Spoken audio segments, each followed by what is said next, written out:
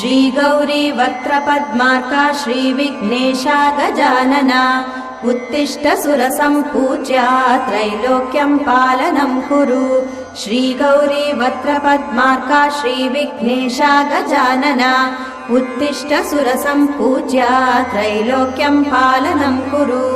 उत्तिष्ठोत्तिष्ठ हेरम्बा उत्तिष्ठ गणनायका उत्तिष्ठ करुणापूर्णा भक्तानां भाग्यदायका।